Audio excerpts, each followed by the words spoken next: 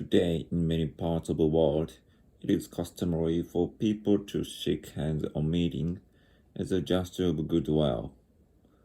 Originally, however, the practice of shaking hands had a more practical purpose. Shaking hands originated in medieval times. In those days, when a man came across a stranger, he would often reach for his weapon out of fear and spite of himself with his right hand, in case he had to use the weapon to defend himself. Sometimes the two men had been circling around each other with weapons in their hands until they laid aside the weapons. Then the two persons extended their right hands to show they had no weapons. It is not known when and why the handshake changed from a simple clasping of hands to include a shaking movement. The shaking movement of the clasped hands probably started as early as the 16th century.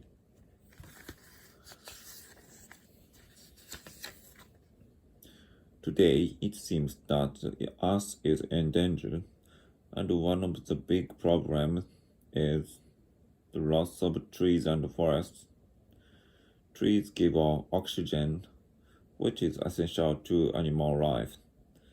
In the past few decades, the need for wood has increased dramatically. This means that more and more trees are being cut down, and if people do not take any measures to stop it, this process will speed up in the future.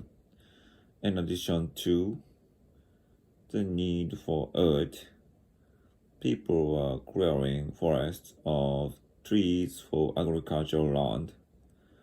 In some areas, the land is farmed until no crops grow well.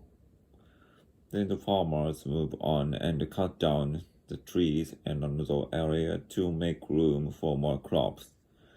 This is especially true of the rainforests of Brazil and other countries. They are in the process of disappearing. It is said that an area about as large as a soccer field disappears every minute. At this rate, our forests are to disappear completely and never to grow again.